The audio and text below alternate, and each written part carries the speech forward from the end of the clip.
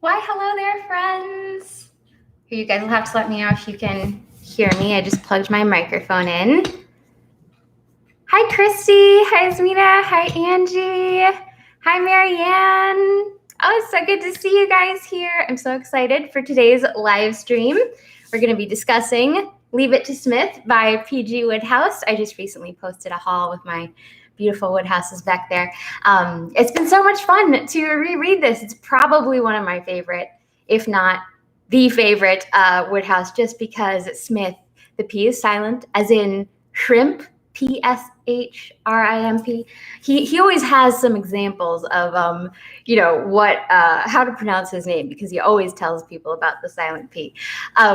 He just has so much character and is such a fantastic hero.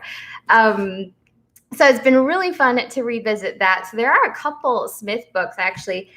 Do have the others here. So Mike and Smith I reread last month, and I'll probably have to reread Smith Journalist.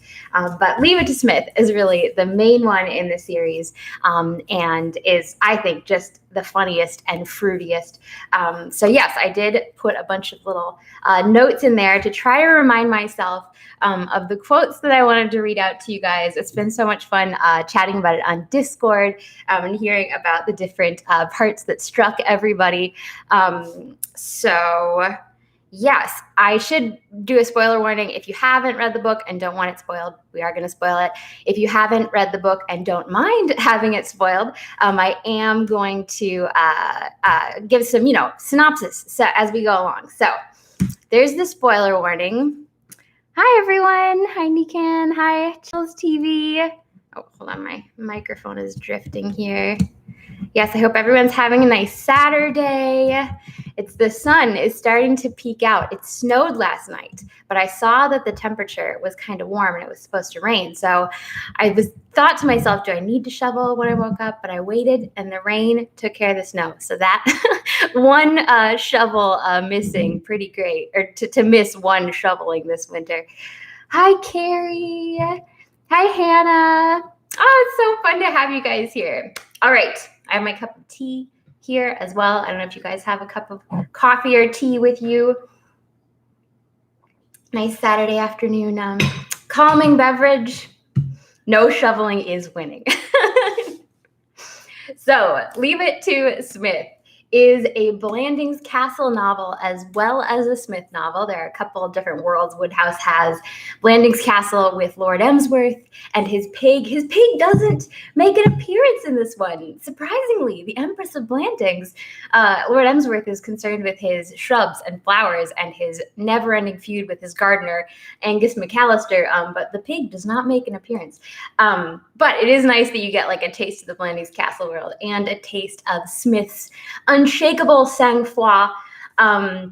So the first chapter opens in Blandings Castle, and we hear about the issues of the inhabitants there. It's a beautiful place, but not everyone is happy in paradise. I loved the setting of this novel, like the way Wodehouse would constantly remind you how summery it is. And like it takes place in the middle of summer, and like Blandings is just at the height of beauty. Like just here at the beginning, it was a lovely morning and the air was fragrant with gentle summer scents. Yet in his lordship's pale blue eyes, there was a look of melancholy. His brow was furrowed, his mouth peevish. And this was all the more strange in that he was normally as happy as only a fluffy-minded man with excellent health and a large income can be. A writer describing Blandings Castle in a magazine article had once said, "Tiny mosses have grown in the cavities of the stones until, viewed near at hand, the place seems shaggy with vegetation. It would not be a bad description of the proprietor." How can you not love Lord Emsworth? He's just so great. He is missing his glasses as the story opens. He was keenly aware of the sunshine that poured down on his gardens and was yearning to pop out and potter among the flowers he loved. But no man, Poppy never so wisely, can hope to potter with any good result if the world is a mere blur. Then we meet Beach. The door behind him opened, and Beach the butler entered, a dignified procession of one. I love that way of describing.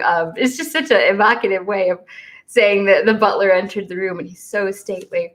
We also meet Baxter, the efficient Baxter. When I think of the word efficient, I always think of Baxter. Like whenever someone says efficient, I think the efficient Baxter. I think someone in Discord said in their family that's like, if someone's efficient, they're called the efficient Baxter. The efficient one, he's called sometimes. I liked in the beginning, there was a really funny quote about how Mr. Baxter's spectacles are very prominent, and like they shine at you and like they make you think that you've done something wrong, even if you haven't. And of course, Lord Emsworth is missing his spectacles in that first scene. So it's sort of a contrast. But yes, oh, wait, shoot, where was that description? Oh yeah, here. Lord Emsworth was so acutely spectacleless. Rupert Baxter, his secretary, so pronouncedly spectacled.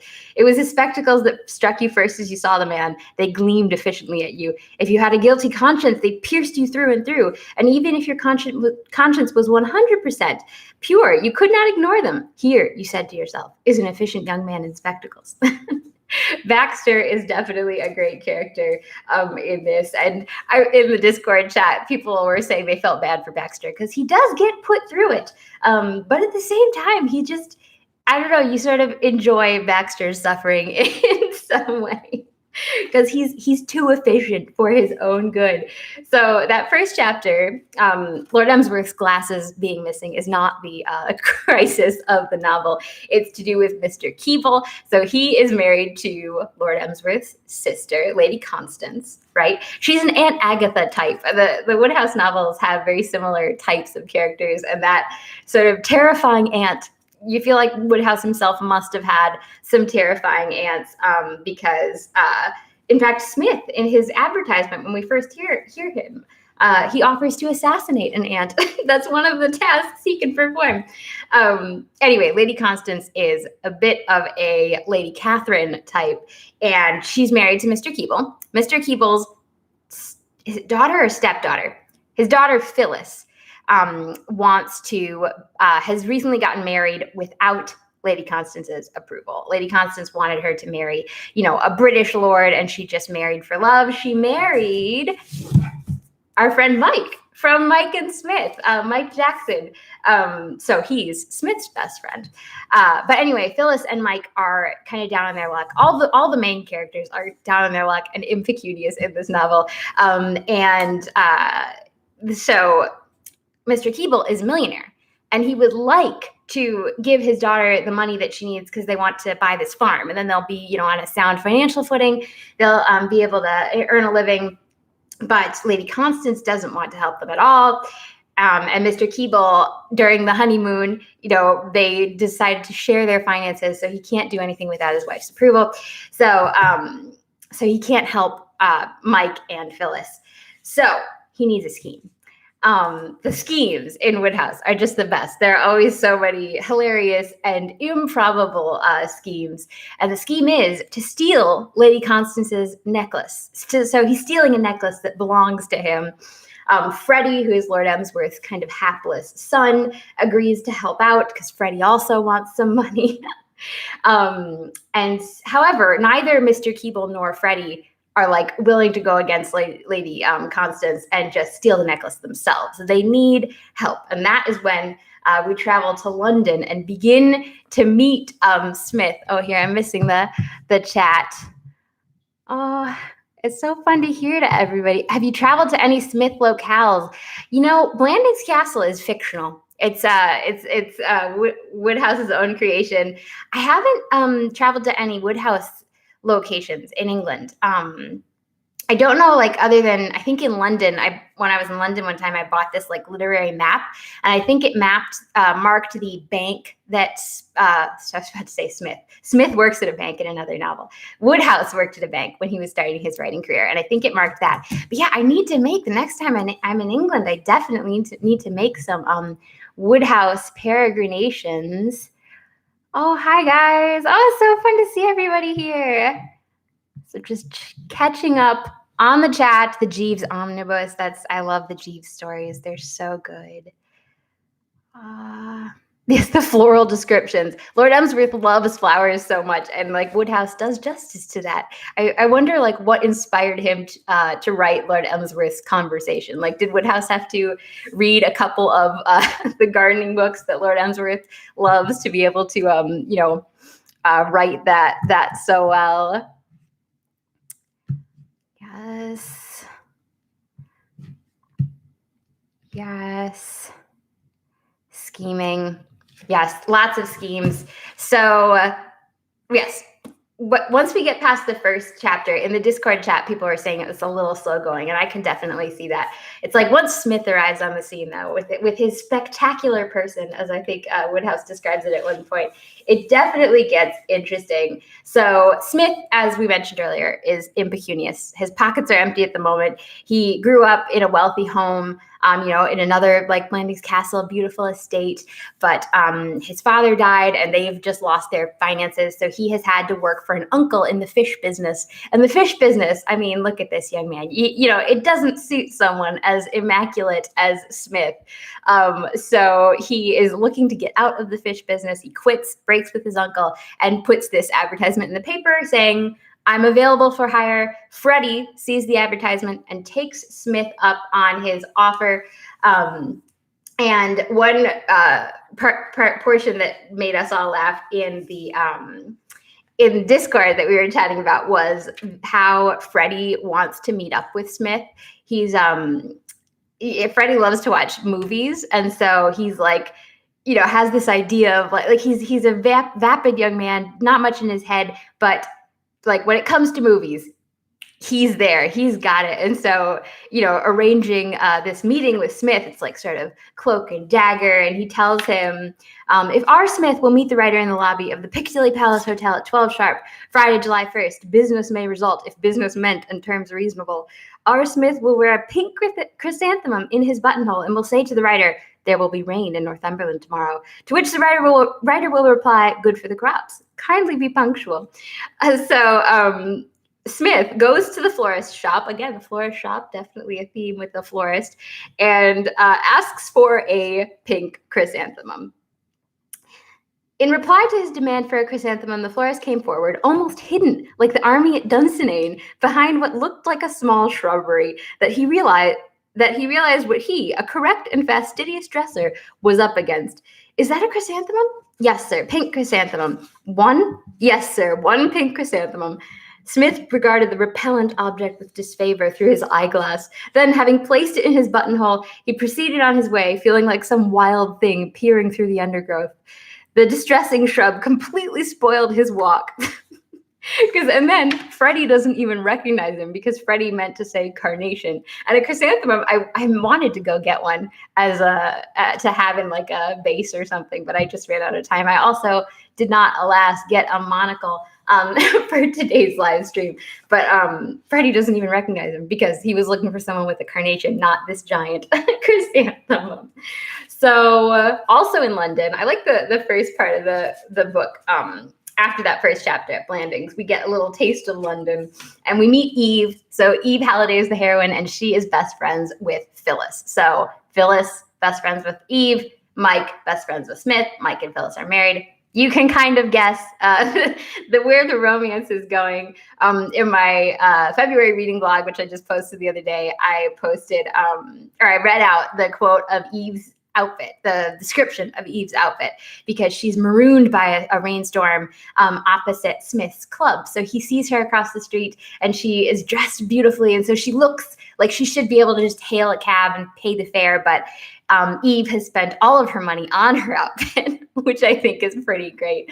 The hat that she describes with like a feather sweeping down, I kind of want to try to recreate Eve's outfit sometime. But anyway, Eve is marooned by the rain.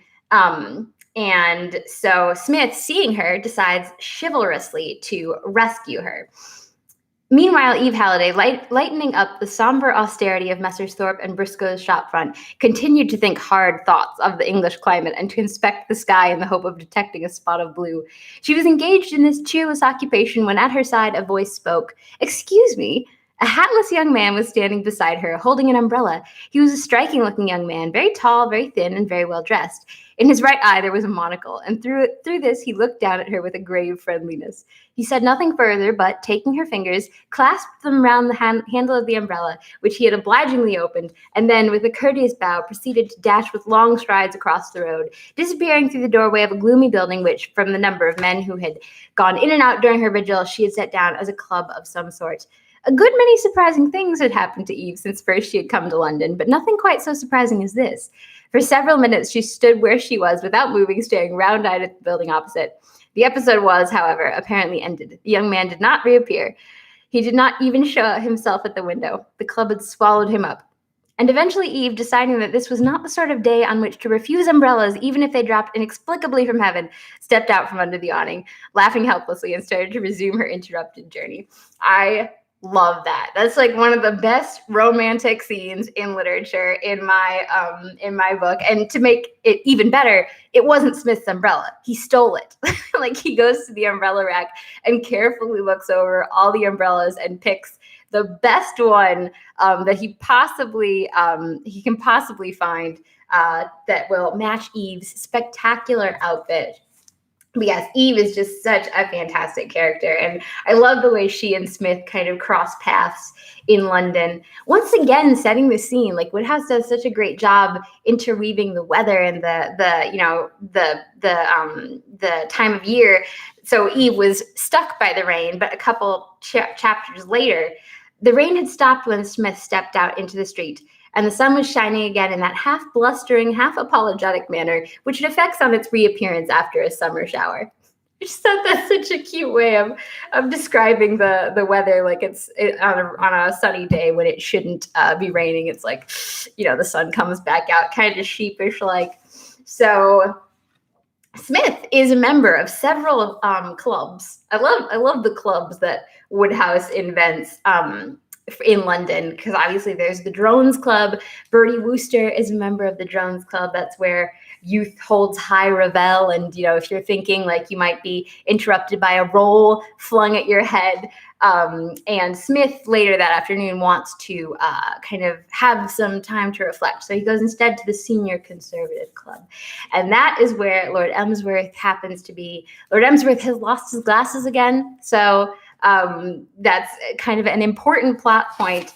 See, Lord Emsworth, if you know the character, you know that he would not go to London unless he absolutely had to. Lady Constance forced him to go to meet this poet, Ralston MacTodd. And MacTodd is not very impressed by Lord Emsworth's going on and on about shrubs and flowers and his garden.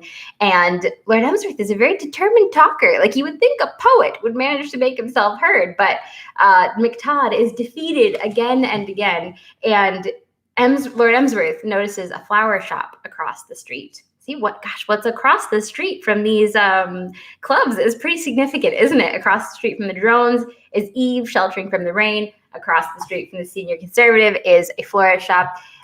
So he just leaves MacTodd, the poet, and the poet gets super angry and just storms out of the club. Smith has been lunching there, so he's seen the whole thing, and he went and sat in the chair Lord Emsworth had been sitting in. So he did chat with MacTodd a little bit. And when Lord Emsworth comes back in, he's finally got his glasses back, so he can finally see again. And he just comes, he comes back to the chair where MacTodd is gone, but Smith is sitting. "My dear fellow," he said genially as he slid into the other chair, "I really must apologize. It was plain to Smith that the other was under a misapprehension, and a really nice-minded young man would no doubt have put the matter right at once. The fact that it never for a single instant occurred to Smith to do so was due, no doubt, to some innate defect in his character. He was essentially a young man who took life as it came, and the more inconsequently it came, the better he liked it. Presently, he reflected, it would become necessary for him to make some excuse and steal quietly out of the other's life. But meanwhile, the situation seemed to him to present entertaining possibilities." So look at this. Smith graciously pretends to be MacTodd and Lord Emsworth, is talking about how the poet is supposed to come visit Blandings, and Smith wasn't planning to go to Blandings, but then he hears that Eve Halliday has been employed there. She's going to catalog the library. So then he decides, well, it would be discourteous to deprive Lord Emsworth of a poet. So I'll just go to Blandings and pretend to be Ralston McTodd. So then we get them on the train.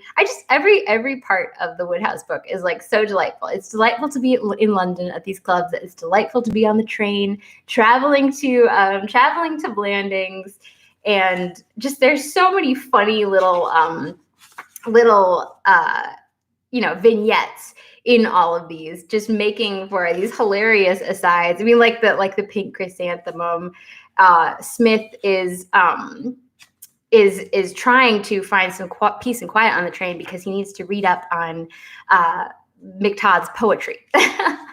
His first move on leaving Lord Emsworth at the Florist had been to spend a portion of his slender capital on the works of Ralston McTodd in order not to be taken at a disadvantage in the event of questions about them at Blandings.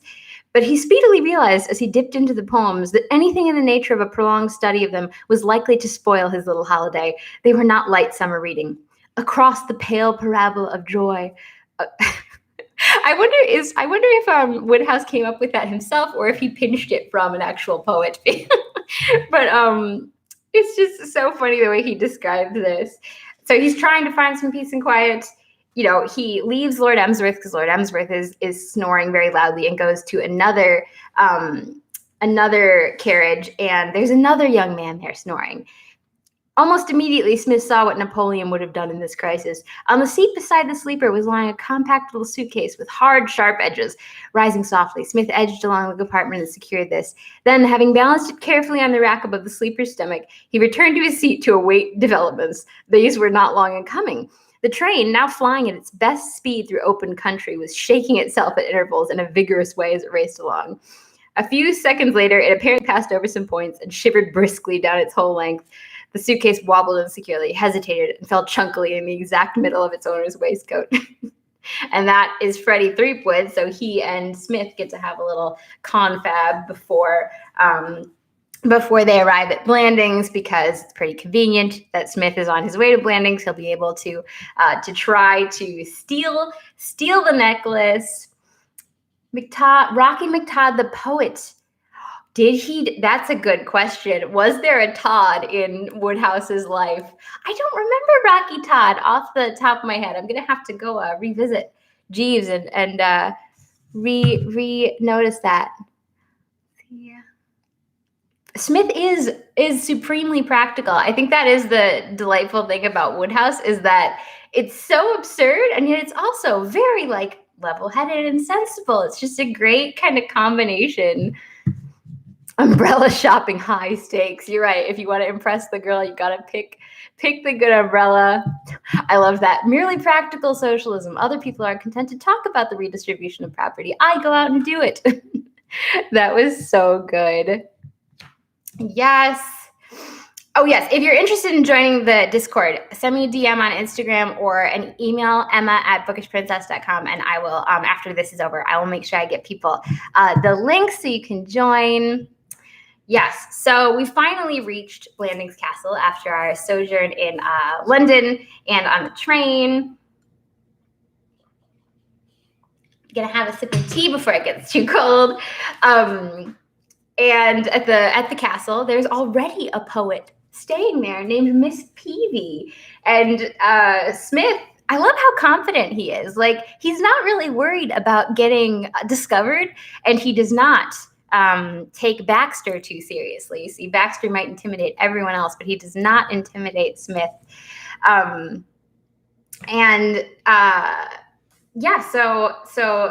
Smith doesn't have any particular plan for stealing the necklace, but he kind of is confident one will show up. He's really there for Eve Halliday, so he goes to meet her at the station, and he's constantly trying to distract her from her job and get her to go for a walk with him. When they first arrive, I loved this. Eve is saying that she needs to go to report for duty because she's just arrived to do a job. And Smith is like, oh, you're too conscientious. I'm going to report into Mr. Baxter, said Eve with decision. It's too absurd. I mustn't spend my time strolling about the grounds. I must see Mr. Baxter at once. Smith inclined his head courteously. Nothing easier. That big open window there is the library. Doubtless Comrade Baxter is somewhere inside, toiling away among the archives. Yes, but I can't announce myself by shouting to him. Assuredly not, said Smith. No need for that at all. Leave it to me. He stooped and picked up a large flower pot which stood along the terrace wall, and before Eve could intervene, had tossed it lightly through the open window. A muffled thud, followed by a sharp exclamation from within, caused a faint smile of gratification to illumine his solemn countenance. Don't you love Wodehouse's language? Like, just, it's so wordy but like so delightful. Obviously, I feel like he enjoyed words himself. I was watching a radio interview with Wodehouse, so from years ago, towards the end of his life, and he was talking about what he liked to read, and he was saying he rereads Shakespeare quite a lot, but like he might be reading an Agatha Christie or some modern contemporary thing, and then Shakespeare. So I feel like you can see that mix of just beautiful language with like silly slang. You know, it's like this great mix of high and low that is so delightful. Anyway, so he tosses the flower pot, and here's a thud. He is in. I thought he would be. Ah, Baxter, he said graciously, as the upper half of a body surmounted by a spectacled face framed itself suddenly in the window. A pleasant sunny afternoon. How is everything? You look like the blessed damosel gazing down from the gold bar of heaven. So flower pots are a pretty significant theme in Leave It to Smith. So I love that those flower pots are sort of introduced in that way. Oh, you know what? There was another, I must have lost my sticky note for that one, but there was another quote I wanted to read about when they first arrive at Blandings. It's just such a beautiful description. But yeah, I think Angus McAllister, the gardener, who I don't think we ever actually meet, but Lord Emsworth is so constantly talking about him that, you know, he feels like a very consistent character. And so he left those for some reason of his own. He leaves this line of like 16 flower pots. I believe it's 16. The number is important. And they end up being very, very important in the story. Oh, where was that? Oh, here, I love this. Lord Emsworth plunged into a perfect Niagara of speech the moment the car entered the park. In a high tenor voice and with wide, excited gestures, he pointed out to Smith oaks with a history and rhododendrons with a past. His conversation as they drew near the castle and came in sight of the flower beds, taking on an almost lyrical note and becoming a sort of anthem of gladness through which, like some theme in the minor, ran a series of opprobrious observations on the subject of Angus McAllister. I love that, like sort of almost musical description of Lord Emsworth's rambling conversation. Wodehouse actually worked on musicals in Hollywood. I think, Anything Goes.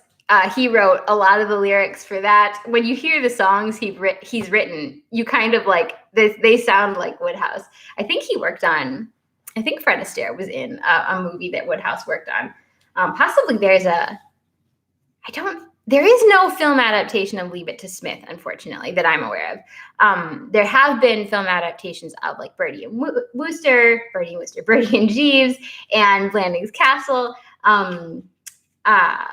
So I think that Fred Astaire was in an adaptation of a Wodehouse novel. I always need to go back and watch that again. But yeah, if there was a good adaptation of Leave It to Smith, that would be so delightful. I should read the comments real quick.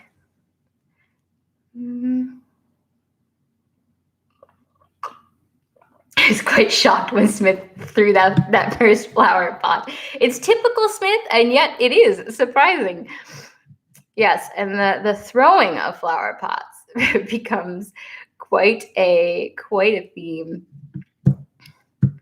Yeah, I love his writing style. It definitely does draw you in even when there's not much happening, which is funny. Like sometimes there isn't much happening, but Wodehouse manages to make it quite a lot. Hi, Noah.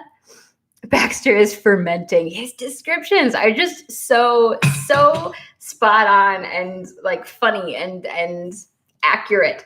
So yes, we're at Blandings. Miss Peavy is staying. So we have 2 poets in the house, or do we?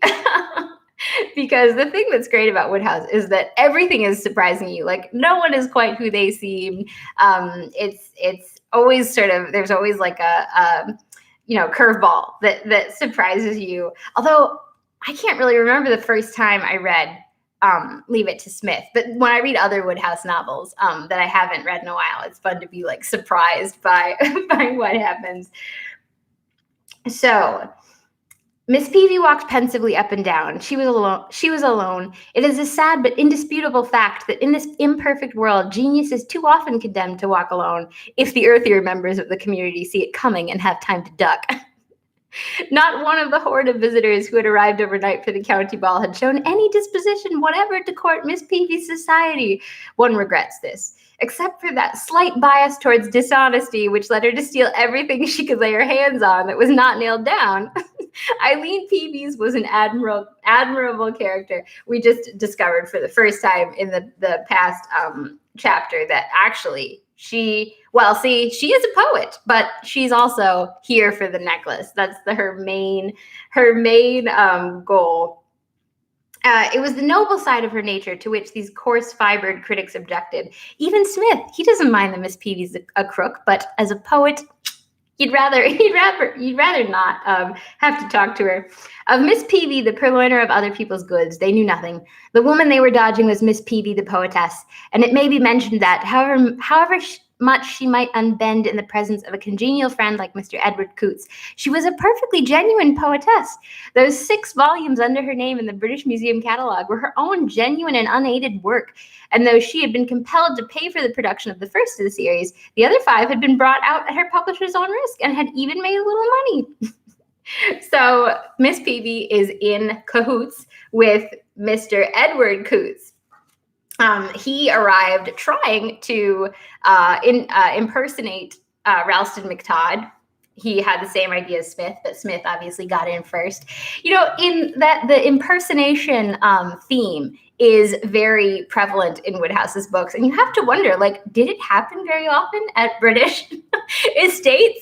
Or is it just in Wodehouse's wonderful world that it happens? And of course, in Wodehouse's world, nothing goes seriously wrong. The only things that go seriously wrong are that, the suitcase falls on you on the train, or your husband steals your necklace to help his daughter. It's just such a wonderful escape. It's such a lovely world to enter because you can trust Wodehouse. But yes, so Mr. Coutts tried to impersonate McTodd. Miss Peavy, told him, well, wait just a minute. You now know that Psmith is impersonating McTodd, so we can kind of use that as leverage to get you in the castle, and then together we can concoct a plan to steal the necklace first. So they are constantly kind of meeting up in the shrubbery, trying to formulate some plans. I love the denouement of the novel because we have Psmith giving a poetry reading in the drawing room. And I love even just the name of that chapter, Sensational Occurrence at a Poetry Reading. So everyone is kind of dreading it. It's all the house guests do we have to? And then, of course, it's this super exciting, night because the lights go out and there's a shriek and Lady Constance is suddenly missing her necklace. Miss Peavy snatched it and threw it out the open window. And who happens to be standing beneath the window but Eve Halliday? So I love that. A diamond necklace just falls from the sky and lands at her feet, and very cleverly, you have to think, Eve, by the way, has been informed by Mr. Keeble that, he's trying to help Phyllis. And so she now is also trying to steal the necklace. Everyone's after the necklace. And so she grabs it and she hides it in a flower pot. And see, I have to wonder, like, if you were in that situation, like, would you be smart enough to hide it in a flower pot? Because really, that was a pretty good spot to just stash it for a minute. And it's fun how, like, she thinks it through and she's like, oh, well, it can't go in my room because, like, later she thinks it through. The flower pot is just the inspiration of the moment. So, yes, after she's stashed it there, though, she has to go and retrieve it later that night because she doesn't want to just leave it lying there. I'm going to pour myself my pretty teapot here. Pour myself some more tea. You can read through the chat real quick. Someone should have introduced Mr. Wodehouse to pig competitions. Yeah, I'm not entirely positive about the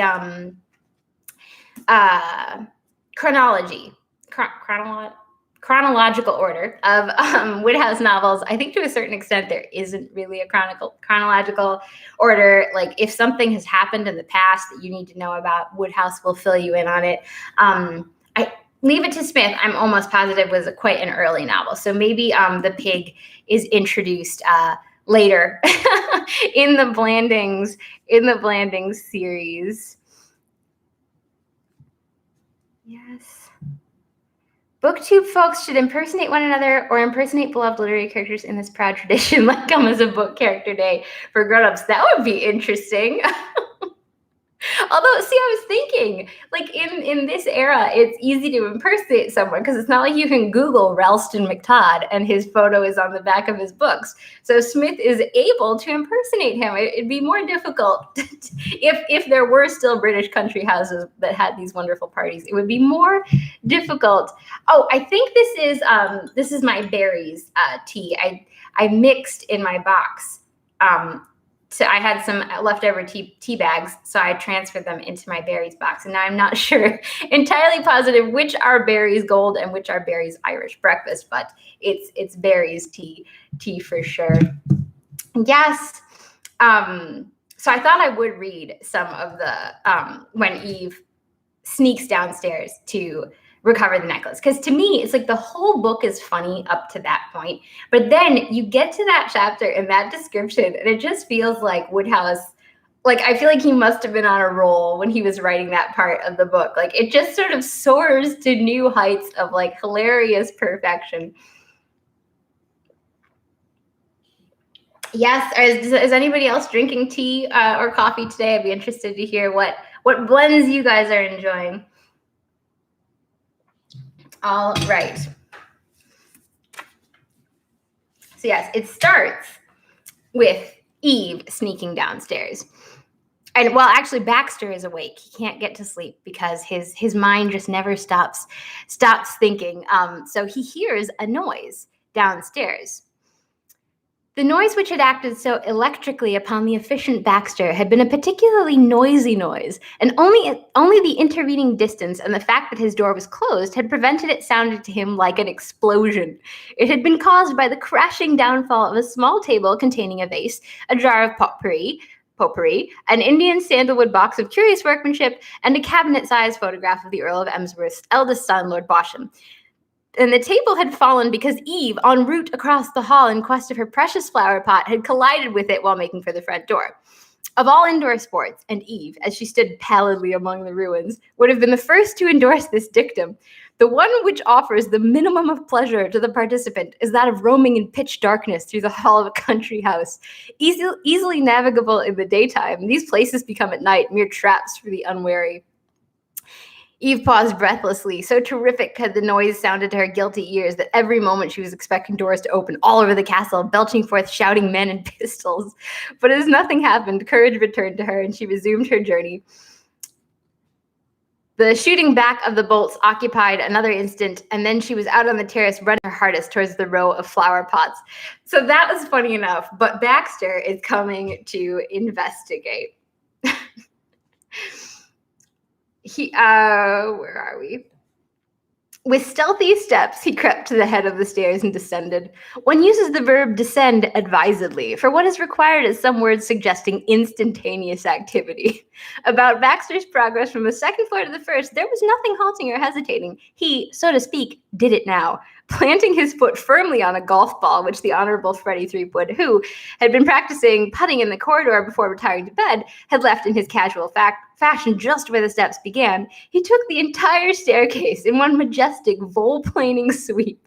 There were 11 stairs in all, separating his landing from the landing below, and the only ones he hit were the 3rd and 10th.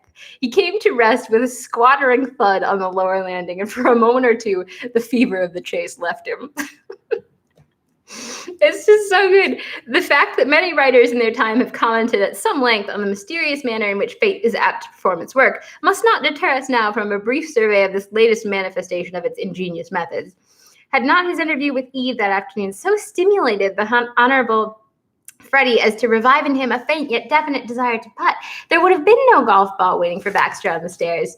And had he been permitted to negotiate the stairs in a less impetuous manner, Baxter would not at this juncture have switched on the light.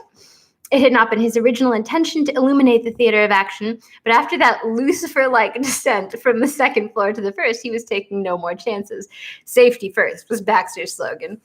And as soon, therefore, as he had shaken off a dazed sensation of mental and moral collapse, akin to that which comes to the man who steps on the teeth of a rake and is smitten on the forehead by the handle, he rose with infinite caution to his feet, and feeling his way down by the banisters, groped for the switch and pressed it. And so it came about that Eve, heading for home with her precious flower pot in her arms, was stopped when at the very door by a sudden warning flood of light. Another instance and she would have been across the threshold of disaster. Ah. So good. So good. Fate plays a very large role in this sequence, because we later hear that Baxter, when he was picking his pajamas for the evening, he had hesitated between a brown pair of pajamas and a striped lemon-colored pair of pajamas. Fate had directed his hand to the lemon-colored, and he had put them on, with the result that he shone now in the dim light like the white plume of Navarre. Eve could follow his movements perfectly, and when he was far enough away from his base to make the enterprise prudent, she slipped out and raced for home in safety. Now, Baxter is actually pretty clever, because he realizes where the necklace might have gone and where the intruder might have been making. He looks and sees the flower pots and decides to unearth them all. And hoping to find the necklace. I love the way Wodehouse describes like the corpses of the rhododendrons that look up at him after he has unearthed all of them. The quest for buried treasure is one which right through the ages has exercised an irresistible spell over humanity. Confronted with a spot where buried treasure may lurk, men do not stand upon the order of their digging, they go at it with both hands. No solicitude for his employer's geraniums came to hamper Rupert Baxter's researches. To grasp the first flower pot and tilt out its contents was with him the work of a moment. He scrabbled his fingers through the little pile of mold. Nothing. A second geranium lay broken on the ground. Nothing. A third. Yes. So, as we know, Eve already grabbed the necklace and is making for home free. And when she went back in, she locked the door behind her. So now Baxter, this like whole nighttime escapade with the flower pots lasts like way longer than you think it could, but every second of it is delightful. So he's trapped outside, and it's like 3 a.m, 4 a.m, and he walks around the castle. It's completely shut up tight, locked up. He doesn't know how to get in.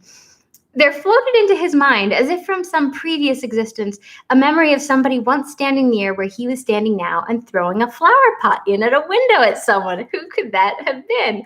Who it was that had thrown the thing at whom he could not for the moment recall. But the outstanding point on which his mind focused itself was the fact that the man had the right idea. This was no time for pebbles. Pebbles were feeble and inadequate. With one voice, the birds, the breezes, the grasshoppers, the whole course of nature, waking to another day, seemed to shout to him, "Say it with flower pots." So then he starts tossing flower pots in the window himself, inspired by Psmith. And whose window is he throwing them into but Lord Emsworth? And Lord Emsworth is a very heavy sleeper. So, he really makes a valiant effort to not wake up. But he wakes up and he finds broken flower pots in his room. It's like, what is happening? He looked at the flower pot. It held no message for him. He had not put it there. He never took flower pots to bed. Once as a child, he had taken a dead pet rabbit, but never a flower pot. The whole affair was completely inscrutable, and his lordship, unable to solve the mystery, was on the point of taking the statesmanlike course of going to sleep again, when something large and solid whizzed through the open window and crashed against his wall, where it broke, but not into such small fragments that he could not perceive that in its prime it too had been a flower pot. So he's naturally a little bit terrified of Baxter at this point. And he goes to Psmith and asks Psmith if he can go down and reason with Baxter and convince him to stop throwing flower pots. I just think that whole section is so funny. And now whenever I think of Baxter, I always think of him in his lemon-covered pajamas. Does Psmith have an American equivalent? Yeah, Ferris Bueller. I was thinking he is like Sean Spencer from Psych. I do enjoy the show Psych a lot, and that's like the closest character I can think of. I won't have Baxter throwing flower pots at my guests. For Lord Emsworth, though occasionally a little vague, was keenly alive to the ancient traditions of his family regarding hospitality. I love that one, Christy. Yeah, it's like the flower pots finally give Emsworth the excuse he needed to get rid of his efficient Baxter, his efficient secretary, who really kind of stressed him out and he kind of wanted to get rid of. So yes, we're rapidly approaching the end of the novel. Psmith has gotten a little cottage in the woods in which to write, ostensibly to write his poetry. Actually, it's because he needs a place to stash the necklace. Psmith was clever enough to notice that Eve had parked her flower pot in the hallway. So he snatches it and takes it to his cottage. And Eve naturally is wondering where the flower pot has gone. And when she first sees it in the cottage, she's like, is he trying to steal the necklace? Like, what's going on? So at first she believes him, but then she talks to Freddie and she realizes, he's just impersonating McTodd, and she thinks that he's probably just a thief. And so she and Freddie need to get the necklace back. I lost my little note. Here we go. Yes, this is another. There are so many fine passages. There's the chrysanthemums, the sort of cabbages that Psmith has to combine with his outfit. There's the stairs. That's so classic. And in Discord, somebody mentioned the bats, and I didn't remember the bats at first glance. But then reading back through it, it's like, how could I have forgotten the bats? Let's see. The tiny sitting room of Smith's haven of rest in the woods had never reached a high standard of decorativeness, even in its best days. But as Eve paused from her labors and looked at it in the light of her lamp, about an hour after her conversation with Freddie on the terrace, it presented a picture of desolation which would have startled the plain living gamekeeper to whom it had once been a home. She and Freddie have been ransacking the place. They can't find it. They have, however, found a few dead bats. Eve did not. Freddie is kind of dense, and Eve is the brains of the operation, and she's starting to feel a little stressed. She was struggling with what she was fair-minded enough to see was an entirely unjust fever of irritation, with her courteous and obliging assistant as its object. It was wrong, she knew, to feel like this, that she should be furious that her failure to find the jewels was excusable, but she had no possible right to be furious with Freddie. It was not his fault that soot had poured from the chimney in lieu of diamonds. If he had asked for a necklace and been given a dead bat, he was surely more to be pitied than censured. Yet Eve, eyeing his grimy face, would have given very much to have been able to scream loudly and throw something at him. The fact was, the Honorable Freddie belonged to that unfortunate type of humanity which automatically gets blamed for everything in moments of stress. Oh, poor Freddie. So Smith has been expecting a raid on his cottage, and so he did not go to the county ball along with everyone else, and he comes in and surprises Eve. I think he wasn't expecting Eve; he was expecting Miss Peavy and Coots, but he finds Eve, and earlier he had asked her if she would like redecorate his cottage for him, and he's like, I don't really like the way I don't really like what you've done with the place. It's kind of a mess now. It's just such a funny sequence. He picked up one of the dead bats and covered it with his handkerchief. Somebody's mother, he murmured reverently. So as they are arguing about it, then Miss Peavy and Coots arrive, and they get control of the necklace, and it's kind of a standoff. And one thing I had no idea, but I learned this on Discord.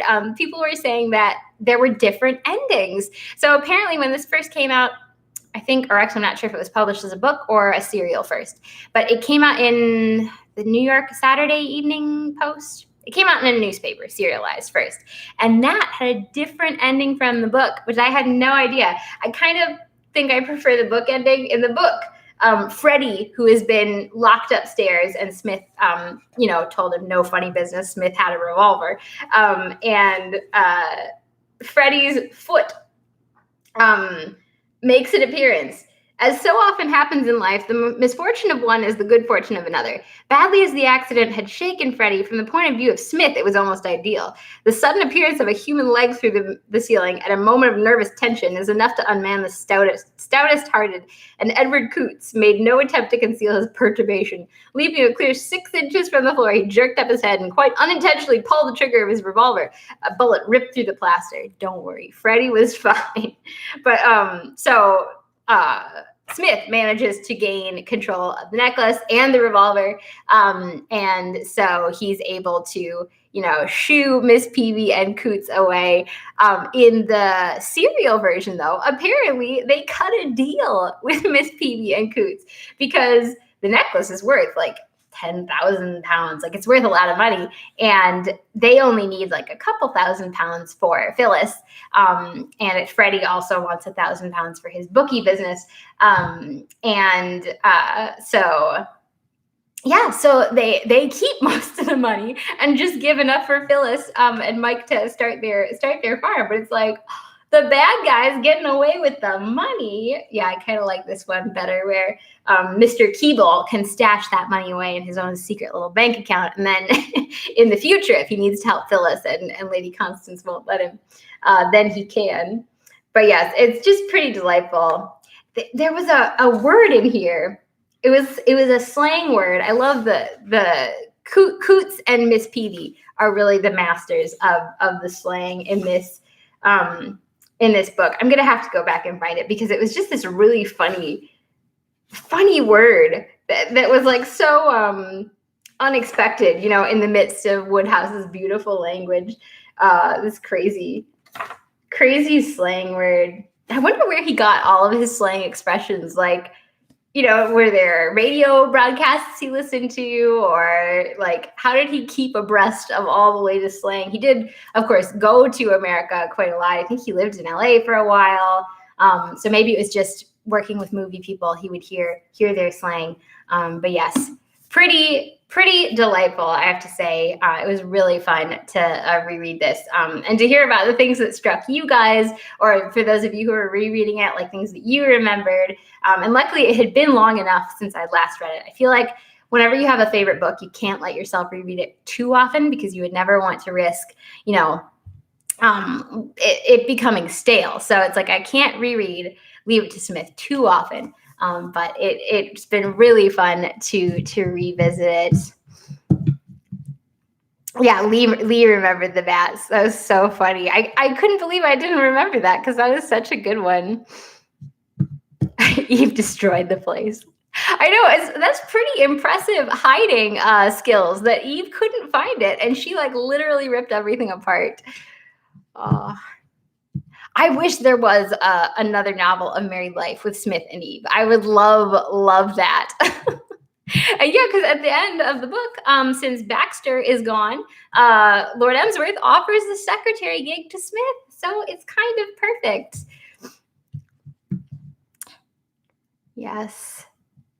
The world would be a lot better with more Smiths. Would we have the energy? That's a good question. See, it's like I would love to think that I'm like Smith, but I'm not sure that I really am. He's so unflappable. Like nothing can worry him. You know, when Freddie Threepwood comes and tells him that Baxter suspects him, and Baxter knows that he's not really McTodd. Like he's just like, nah, not a big deal. I'll think it over. We'll come up with something. Don't worry about it. It's just such a great, inspiring outlook, though. Counting the silverware. Yeah, I loved that at the end. See, Smith is courteous to the last. He congratulates Miss Peavy and Coots because they are engaged, and invites them to his own future home with himself and Eve, but says that they might count the silverware as they leave. The world is safest with an even distribution of Smiths and Mikes. This is very true. I loved there was a quote at the beginning about how, you know, Mike was Smith's best friend, but Mike is a very like solid, unimaginative, good guy, but just pretty ordinary. And there was something about how Smith preferred his humanity, idiosyncratic, or what was the word? He preferred it unusual. Generally speaking, he liked people who are very, very unusual. So Blandings Castle, with all of the characters, it must have been a very good place for him. Zero stress and no ulcers. Yeah, his ganglions must never quiver. I love that phrase from Wodehouse that comes up again and again. It's like, calm your quivering ganglion with a cup of tea or something. Freddie has quivering ganglion, but I don't think Smith ever has quivering ganglion. So yes, that was Leave It to Smith. Thank you guys so much for reading along. It's so fun to read your comments and your chat. If you have never read Leave It to Smith, I'd highly recommend it. Obviously, like I read out some of my favorite passages, but there are more. Like it was hard to pick because like there's so many that just make you laugh out loud. You can't necessarily read this in a public place because you might end up just bursting out laughing. Yes. Eve. Oh yeah, Eve's friend tells Cynthia. So Cynthia's was McTodd's real wife, and McTodd is so eccentric, but Cynthia loves being married to him. That was so sweet. That was so funny too when because Eve knew McTodd's real wife, even though she never knew the real McTodd. And so she tells Smith, like, what about Cynthia? And he has no idea who Cynthia is. And it's just so funny, him trying to decide what to do with his wife he didn't know he had. I don't have another book club, live book club planned yet, but I'll have to think about that. We are doing, so I am co-hosting the Miracles on Maple Hill read-along. At the end of March, we're going to do a Zoom. So if you want to get a link to the Zoom discussion we're going to be doing, you can email me or email any of the hosts, and we'll get you a link to that. That'll be, I think that we decided the date for that. I can't remember now. Let me check real quick. Saturday, March 27th at noon Eastern time. So that's not like a live, well, it's a Zoom discussion, but it's not like on YouTube. So if you want the Zoom link, just send me an email. That's a children's book that sounds so charming. I'm so excited. I already got it on my Kindle and have been dipping into it a bit, but I'm really excited to read that. Yeah, middle grade March. It's here. It's almost the end of February. I feel like we should have like 3 days of the month left, but I think we only have 1 day of the month left, right? Because it's February. It ends early. Yes. All right. Well, I guess I will wrap this up since we've been going an hour. I hope you guys enjoyed it, though. Thank you all so much for joining in and chatting along. I hope you have a lovely, lovely Saturday and a wonderful rest of the weekend. Yeah, I think that's. I'm trying to think if there was anything else. I hope you can face all of your future challenges with the same sang-froid as Psmith. I know that's my goal, my goal in life. All right. I hope you guys have a magical day, a magical weekend. I'll talk to you again soon. Bye.